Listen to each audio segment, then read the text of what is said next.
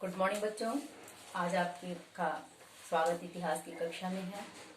मैं उम्मीद करती हूँ कि आप सब जो इसके पहले आपको पढ़ाया जा चुका है हड़प्पा सभ्यता, उसका नोट्स तैयार कर ली होंगी, समझ भी गई होंगी भली भांति।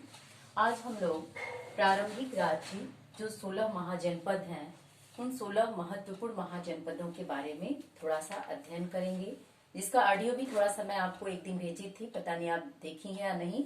मैं उम्मीद करती हूँ आप जरूर देखी होंगी।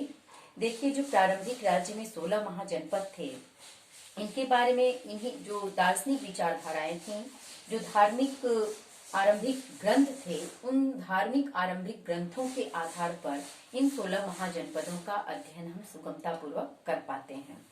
अब इन 16 महाजनपदों में जो प्रमुख था, जैसे वज्जी, मगध, कोशल, कुरु, पांचाल, गांधार, अवंती आदि ये महत्वपूर्ण जनपद थे, जिसमें एक राजा का शासन होता था।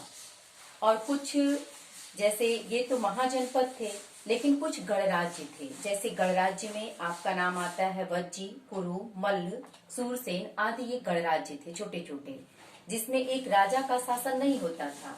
यहाँ कुछ लोगों का समूह शासन चलता था, समूह शासन चलता था, और वहां उन गणराज्य में सभी लोग सामूहिक रूप से राजा कहे जाते थे। जो ये महाजनपद थे, महाजनपदों में तो एक राजा होता था, और जो गणराज्य होते थे जैसे वज्जी, कुरु, मल्ल आदि ये गणराज्य थे, ये यहाँ पे समूह शासन चलता था। यहाँ किसका शासन चलता था? समूह शासन, और समूह का प्रत्येक व्यक्ति राजा माना जाता था। अब इन महाजनपदों में सबसे महत्वपूर्ण जनपद मगध को माना जाता है। इन महाजनपदों में सबसे महत्वपूर्ण कौन सा था? मगध। अब मगध के सर्वश्रेष्ठ या शक्तिशाली होने का कारण क्या था? इसके भी कई बिंदु थे।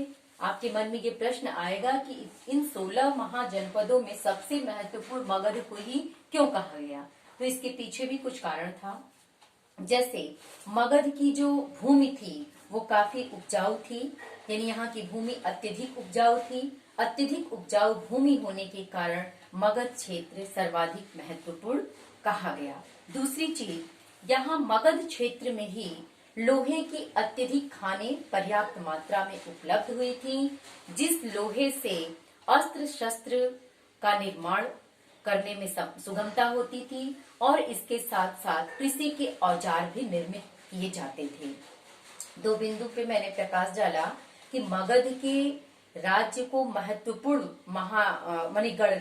राज्य के रूप में क्यों माना गया, महाजनपद के रूप में, सॉरी, गणराज्य ने महाजनपद के अंतर्गत मगध को क्यों रखा गया? तो यहाँ की भूमि क्या थी? सबसे ज्यादा उपजाऊ थी। दूसरा बिंदु, यहाँ पे लोहे की अत्यधिक खानें उपलब्ध हुई थी, जिन लोहे से हम अस्त्र शस्त्र को निर्मित कर सकते थे, और कृषि योग्य औजार की वस्तुओं का निर्माण करने में सुगमता होती थी। तीसरा बिंदु, जो मगध का जंगली प्रांत था, जंगली क्षेत्र था, उसमें जो हमारी चतुरंगणी सेना होती है, 4 सेनाएं होती है ना, जिसमें हाथी, घोड़ा, रथ और पैदल, तो उसमें पर्याप्त मात्रा में हाथी मगध के जंगलों से ही मिल जाया करती थी। तीसरा बिंदु क्या है? सेना के लिए पर्याप्त मात्रा में हाथी मगध के जंगलों से मिल जाया करती थी।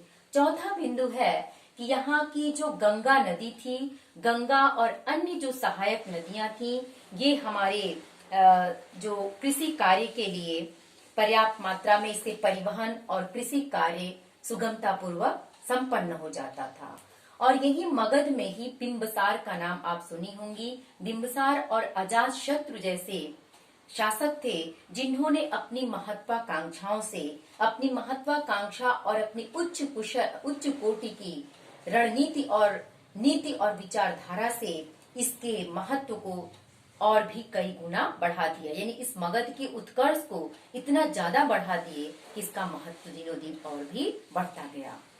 तो यहाँ का शासक मुख्य कौन सा? बिंबिसार और अजातशत्रु, जो एक बहुत ही महत्वाकांक्षी शासक माने जाते थे, जिन्होंने अपने नीतियों के द्वारा इसके उत्कर्ष को और ज्यादा बढ़ा दिया। तो मगध महाजनपदों में मगध का विशेष स्थान क्यों था? यहाँ का मुख्य शासक कौन था? इसके बारे में मैंने आपको बताया। अब जो गणराज्य थे, कुछ गणराज्य भी थी जिसका मैंने नाम आपको बताया, ये तो प्रमुख महाजनपदों में से आते हैं। उसके बाद दूसरा आता है आपका मौर्य साम्राज्य। मौर्य साम्राज्य, इसकी स्थापना सन 1921 ईसा पूर्व में चंद्रगुप्त मौर्य ने नंद वंश के शासक जो थे नंद वंश के शासक परमानंद को परास्त करके किया था। तो मौर्य साम्राज्य की स्थापना किसने की थी? मौर्य साम्राज्य की स्थापना नंद वंश के शासक परमानंद को परास्त करके चंद्रगुप्त मौर्य ने सन 1921 ईसा पूर्व में किया था। और इस मौर्य साम्राज्य का जो सबसे प्रतिभाशाली और महत्वपूर्ण शासक था वो चंद्रगुप्त मौर्य तो था ही, क्योंकि उसने इसकी स्थापना की। उसके बाद सम्राट अशोक का नाम आप सुनी होंगी, जिसने कलिंग का युद्ध जीता था और कलिंग पर विजय प्राप्त किया था। उसने अपने महत्वाकांक्षा से, अपने कुशल नीति से उसके महत्व को और कई गुना ज्यादा बढ़ा दिया।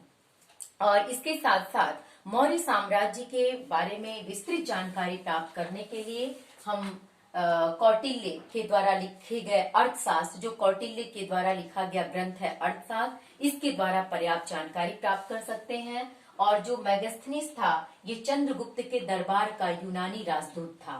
मैगस्थनीज कौन था? ये चंद्रगुप्त के दरबार में रहने वाला एक यूनानी राजदूत था, जिसने इंडिका नामक ग्रंथ की स्थापना की, जिसमें मौर्य शासकों के बारे में काफी उल्लेख किया है या मौर्य साम्राज्य की काफी विस्तृत जानकारी दी है।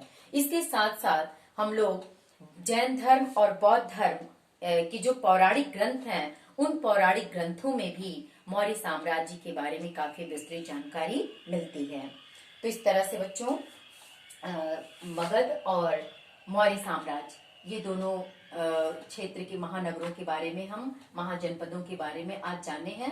कल आगे बढ़ाएंगे।